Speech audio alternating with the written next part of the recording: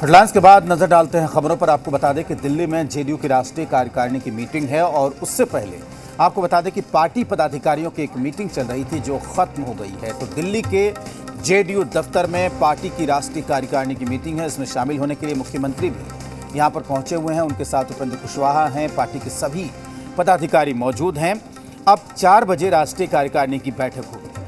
3 बजे CM Nitish Kumar JDU office पहुंचेंगे। Party पदाधिकारियों की बैठक में आरसीपी सिंह, उपेंद्र कुशवाहा, केसी त्यागी, रामनाथ ठाकुर, आलोक सुमन, आरपी मंडल, रामसेवक सिंह, कमरे आलम, अफाक अहमद खान, अनिल हेगड़े, गुलाब रसूल बलियाबी और संजय वर्मा समेत तमाम पदाधिकारी बैठक में शामिल थे। गौरतलब है कि जेडीयू में अध्यक्ष बदलने के कयास लगाए जा रहे हैं। इसको लेकर चर्चा भी हो सकती है। इसके अलावा बैठक में यूपी चुनाव पर चर्चा होगी। आदरणीय नीतीश कुमार जी के राष्ट्रीय अध्यक्ष रहते जब जनता ने 3 नंबर की पार्टी बना दी, तो अब चाहे जिसे वो राष्ट्रीय अध्यक्ष बनाए वो उनका अंदरूनी मामला है, लेकिन इसका लाभ नहीं मिलेगा। इसलिए जनता ने नकार दिया है। 16 वर्षों की नाकामी और जनता अब जेडीयू से ऊब चुकी है। जनता दल यू और नीतीश कुमार दोनों संकट की दौर से गुजर रहा है। राष्ट्रीय परिषद की बैठक में, राष्ट्रीय कार्यकारिणी की बैठक में जेडीयू यह निर्णय लेने की स्थिति में शायद नहीं हुआ कि उनका राष्ट्रीय अध्यक्ष कौन होगा। कोई भी राष्ट्रीय अध्यक्ष होगा तो जेडीयू टूटेगा अवश्य। इसलिए हमें लगता है कहीं अंतिम निर्णय में 2 निर्णय न हो जाए, या तो कोई दूसरा राष्ट्रीय अध्यक्ष नहीं हो, अगली तिथि तक टलका दे, या स्वयं नीतीश कुमार जी पार्टी को बचाने के लिए राष्ट्रीय अध्यक्ष पद ले लेंगे।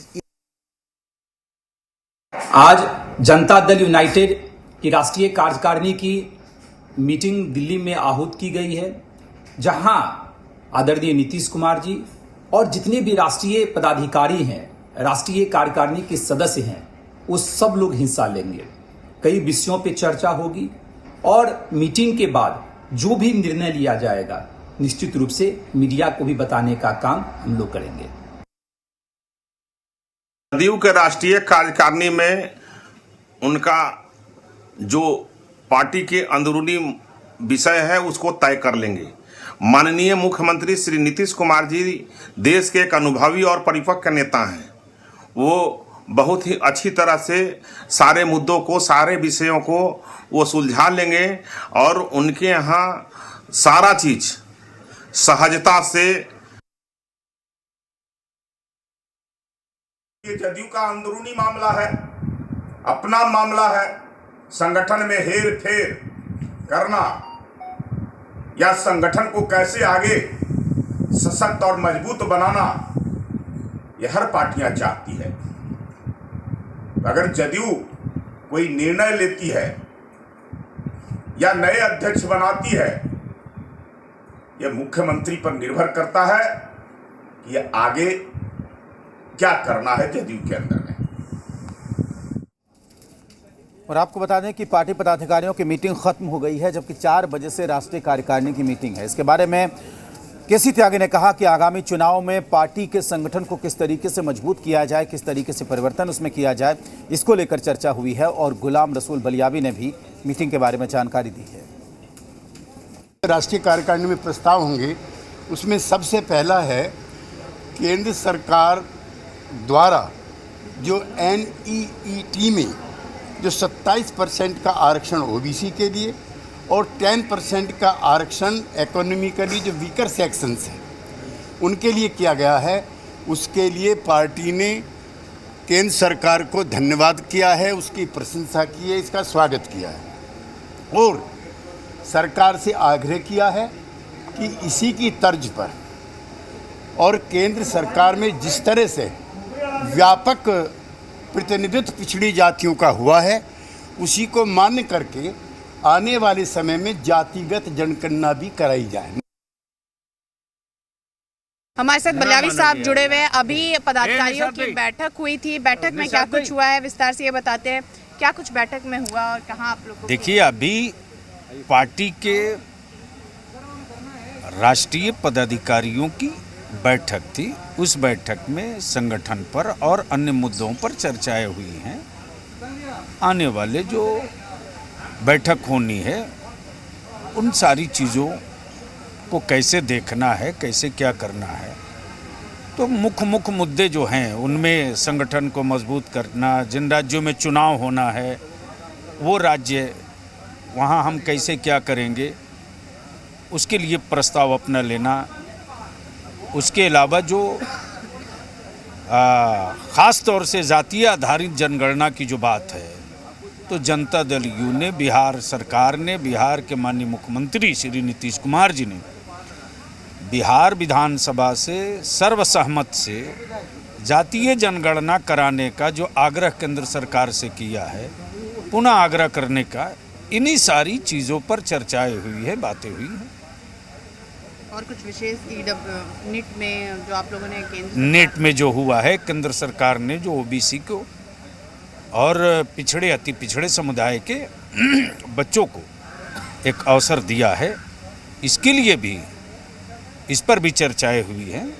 तो ये सारी चीज़ें, ये सारा प्रस्ताव नेशनल एग्जीक्यूटिव की बैठक के बाद आप लोगों के सामने आ जाएगा। राष्ट्रीय अध्यक्ष पे कोई चर्चा, ये सब कोई नहीं, बदलाव, कोई फेरबदल? अरे काहे का, अभी जिन मुद्दों पर चर्चा हुई वो बता दिया आपको। संगठन में कुछ बदलाव है? संगठन जहाँ जहाँ चुनाव होना है उन राज्यों पर पार्टी कैसे चुनाव लड़ेगी, क्या क्या मुद्दे आधारित हमारे हैं, उन सारी चीज़ों पर चर्चाएं हैं। ठीक है, हमारे साथ जुड़े थे बलियावी साहब, जिन्होंने साफ तौर पे कहा कि मुद्दे सिर्फ केंद्र सरकार और राज्य सरकार, इसके अलावा विधानसभा चुनाव के मद्देनजर मुद्दे रहे, उन्हीं पे चर्चाएं हुई हैं। राष्ट्रीय अध्यक्ष के ऊपर कोई चर्चा अभी तक नहीं हुई है। कैमरा पर्सन लेखराज के साथ नेहा, जी मीडिया, दिल्ली। तो जेडीयू की राष्ट्रीय कार्यकारिणी की मीटिंग है 4 बजे से, और आपको बता दें कि इससे पहले पार्टी पदाधिकारियों की मीटिंग खत्म हो चुकी है, और मीटिंग में क्या कुछ हुआ है इसको लेकर हालांकि खुलकर तो बात नहीं की, लेकिन इशारों में बता दिया कि संगठन को लेकर यहां पर चर्चा हो सकती है। दिल्ली से जी मीडिया संवाददाता नेहा हमारे साथ जुड़ी हुई हैं, नेहा से बात करेंगे। अब इसके अलावा आपको बता दें कि पटना से हमारे जी बिहार झारखंड के पॉलिटिकल एडिटर बिहार शैलेंद्र भी जुड़ेंगे, उनसे भी हम बात करेंगे। सबसे पहले नेहा, 4 बजने में अभी 2 घंटे का वक्त है, क्या नाम तय हो चुका है, क्या कुछ समझ में आया है अभी तक? देखिए राजेश, यहाँ पे ललन सिंह और रामनाथ ठाकुर, 2 नेता ज़रूर आए थे मिलने के लिए। हालांकि 1:30 बजे का समय तय किया गया है जब सभी सांसद यहाँ आएंगे और मिलेंगे। 2:30 में, थोड़ी देर में यहाँ पे सभी सांसद मुलाकात करने आएंगे मुख्यमंत्री नीतीश कुमार से, लेकिन उसके पहले ललन सिंह और रामनाथ ठाकुर आके मिल के जाते हैं। जब हमने रामनाथ ठाकुर से बात करने की कोशिश की तो उन्होंने कहा कि बस ये औपचारिक मुलाकात थी, आए थे चाय पे और चाय पी के जा रहे। अब ऐसे में एक बहुत बड़ा सवाल ये उठता है कि चाय पीने के लिए कोई नहीं आता, और ललन सिंह बिना बात किए हुए चले गए। तो जाहिर सी बात है कि दोबारा वो जो सभी सांसदों की बैठक होगी उसमें भी वो आएंगे, लेकिन सिर्फ रामनाथ ठाकुर और ललन सिंह दोनों क्यों अकेले में मिलने आए मुख्यमंत्री से, ये एक सवाल ज़रूर उठता है। और यहाँ पे देखिए कि सांसद पहुँचना शुरू हो गए हैं। जहानाबाद सांसद जो है सुनील सिंह पिंटू यहाँ पहुँच चुके हैं, तो बैठक जो है अब शुरू हो चुकी है। और देखिए यहाँ पे सब इनसे विस्तार से बातचीत करते हैं। सर, क्या कुछ विशेष बातचीत अभी है आप लोग की जानकारी में? नहीं, ऐसे कुछ नई बात नहीं है। माननीय मुख्यमंत्री जी आए हैं, माननीय सभी सांसदों को बुलाया है बात करने के लिए, और क्षेत्र की समस्या से लेकर पार्लियामेंट चले उसी संबंध में माननीय मुख्यमंत्री जी के चुनाव को लेकर के मुख्य रूप से अगर देखा जाए तो राष्ट्रीय कार्यकारिणी की बैठक है, क्या माना जाए पार्टी को नया राष्ट्रीय अध्यक्ष मिल जाएगा? नहीं, ऐसा कुछ हम लोग की जानकारी में नहीं है। अभी हम लोग की जानकारी में सिर्फ है कि आज माननीय मुख्यमंत्री जी ने सभी 16 जेडीयू के सांसदों को बुलाया है, उनके साथ बैठक करके, और उन लोगों की अपनी समस्याओं और आगे यहाँ कैसे चले सदन, इस पर जी। जातिगत जनगणना को लेकर आप लोगों ने राष्ट्रीय कार्यकारिणी में, तो ये एक तरफ बीजेपी इतना मुखर विरोध कर रही है, अभी संजय पासवान ने कहा कि जेडीयू को दोबारा विचार करना चाहिए, और वो इस तरीके से मुलाकात कर रहे हैं। नहीं, जिस प्रकार संजय पासवान जी ने कहा कि दोबारा विचार करना चाहिए, उसी प्रकार हम लोगों के नेता माननीय मुख्यमंत्री जी ने प्रधानमंत्री से कहा है कि आप दोबारा विचार कीजिए और जातीय जनगणना कराई जाए। माननीय प्रधानमंत्री जी भी बार बार बोल रहे हैं कि हमने ओबीसी को 27% दिया, ओबीसी को मंत्री बनाया। बिल्कुल भाई, तो हिंदुस्तान में कितने ओबीसी हैं इसकी संख्या की तो जांच हो, की गिनती तो करा दीजिए।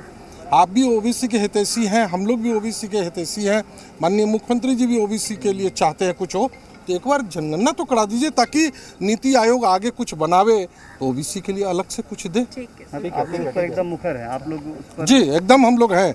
जनसंख्या पे जो है बीजेपी वो कानून लाने की कोशिश करी है। आज ही केसी त्यागी का बयान आया कि हम लोग बिहार पैटर्न पे चाहते हैं, अवेयरनेस हो, ना कि बहुत कड़े कानून बने। हमारे माननीय मुख्यमंत्री जी ने पहले भी कहा है और आज भी हम लोग कहते हैं कि जब तक घर में महिलाएं शिक्षित हो, बेटी हमारी शिक्षित होंगी तो वही सबसे बड़ा फैमिली प्लानिंग कर सकती है। और 2 बच्चे क्या 1 बच्चे का भी सोच अगर बनता भी है तो घर में जब तक हमारी बेटी की सोच नहीं बनेगी तब तक ये संभव एक आखिरी सवाल, जातिगत जनगणना पे आप लोगों के साथ तेजस्वी यादव खड़े हैं, चिराग पासवान खड़े हो गए और दूसरी तरफ जो आपका सबसे मतलब मूल सहयोगी है वो आपको आंखें तरेर रहा है। नहीं क्या हो रहा है? कोई आंखें तरेर नहीं रहे हैं। उन्होंने अपने पार्टी का लाइन लिया है, स्टैंड लिया। हम लोग अपने पार्टी की तरफ पूरे बिहार के, जबकि आज भाजपा कैसे कह रही है नहीं समझ आ रहा है, जबकि ऑलरेडी विधानसभा से सर्वसम्मति से ये पारित हुआ है। जेडीयू के सांसद हैं और वो अपनी पार्टी की बात यहाँ पर रख रहे हैं। बिल्कुल राजेश, और आपने सीधे सुना नेहा जिस और अब तरीके रुक करेंगे से पटना का, जहाँ से शैलेंद्र हमारे साथ लगातार बने हुए हैं। शैलेंद्र, क्या सुन पा रहे हैं आप मुझे? जी राजेश, बिल्कुल शैलेंद्र जी, बेहद ही महत्वपूर्ण मीटिंग है। 4 बजे से राष्ट्रीय कार्यकारिणी की मीटिंग है। मुख्यमंत्री पहुंचे हुए हैं उसमें शामिल होने के लिए, और जो मंत्रिमंडल विस्तार के वक्त हुआ था वही होगा कि तमाम जो नाम चल रहे हैं, तमाम जो अटकलें हैं, वो सब धरा का धरा रह जाएगा और एक नाम है जो बाहर निकल कर सामने आएगा। लेकिन वो कौन सा नाम हो सकता है? क्या वो नीतीश कुमार खुद रहेंगे? क्या वो उपेंद्र कुशवाहा का नाम होगा, ललन सिंह का नाम होगा, या किसी और नाम पर दाव चल दिया जाएगा? क्या लग रहा है, या फिर यथास्थिति बरकरार रखी जाएगी? देखिए राजेश, यथास्थिति बरकरार नहीं रहेगी। नाम चाहे जो भी हो, नाम सबसे आगे ललन सिंह का ही चल रहा है और लगभग तय माना जा रहा है कि ललन सिंह, चूँकि जो एक नाराज़गी हुई पार्टी के अंदर 2 धड़े बटे, उसको एक करने की कोशिश होगी और ललन सिंह की ताजपोशी हो जाएगी राष्ट्रीय अध्यक्ष के रूप में। क्योंकि आरसीपी सिंह जब केंद्रीय मंत्री बने थे तो उस समय भी माना जा रहा था कि ललन सिंह का नंबर आएगा, क्योंकि वो भी एक कद्दावर नेता हैं, बड़े नेता हैं और पार्टी के लिए काम आते रहे हैं लगातार। जब पार्टी क्राइसिस में रही तो एक तरह से संकट मोचक के रूप में सामने आए हैं। तो ये कह सकते हैं कि ललन सिंह का नाम लगभग फाइनल है। और अभी जिस तरह से नेहा ने बताया, कुछ देर पहले मुलाकात भी हो चुकी, रामनाथ ठाकुर उनके साथ गए थे। तो ये चीज़ें यहाँ पे चल रही हैं। लेकिन दूसरी बात ये है कि अब जो जदयू ने एक कोर इशू बना लिया है अपना, चूँकि राष्ट्रीय पदाधिकारियों की बैठक खत्म हुई है, उसमें ये तय हो गया है कि किन एजेंडों पर, किन चीज़ों पर जो 4 बजे से जो राष्ट्रीय कार्यकारिणी की बैठक होगी उसमें चर्चा होगी। पदाधिकारियों की बैठक इसीलिए होती है कि जो एजेंडा होता है उस पर मोहर लगे और उसमें अगर कोई संशोधन करना है जो अंतिम समय पर, तो संशोधन कर लिया है। तो वो चीज़ें लगभग अब तय हो चुकी हैं कि पार्टी किन किन मुद्दों पर आज जो है अपनी मोहर लगाएगी। जो चाहे वो जाति जनगणना से जुड़ा हुआ मामला हो, चाहे जनसंख्या नियंत्रण कानून से जुड़ा हुआ मामला हो, और चाहे आने वाले समय में देश के विभिन्न राज्यों में जो चुनाव होने वाले हैं, उत्तर प्रदेश समेत, उसका मुद्दा हो। और एक सबसे बड़ा इशू चूंकि अभी जो बना हुआ है राष्ट्रीय अध्यक्ष का, तो राष्ट्रीय अध्यक्ष को लेकर भी प्रस्ताव किस तरह से आएगा और क्या चीज़ें होंगी, वो भी चीज़ें लगभग इस जो कहें कि पदाधिकारियों की बैठक में वो सब चीज़ें तय हो चुकी है। और 4 बजे जो बैठक होनी है, शैलेंद्र, जाहिर सी बात है कि बस हमें थोड़ा इंतजार करना है। करीब 1.5-2 घंटे का वक्त बाकी है। इसके बाद ये फैसला हो जाएगा कि जेडीयू का जो तीर है उसकी कमान किसके हाथ में रहती है। बहुत शुक्रिया शैलेंद्र जी आपका। नेहा, आपका भी बहुत शुक्रिया तमाम रिपोर्ट्स, तमाम अपडेट्स हम तक पहुंचाने के लिए। तो जाहिर सी बात है कि जेडीयू की बैठक होगी 4 बजे से, और इस बैठक पर सबकी नजरें टिकी हुई हैं।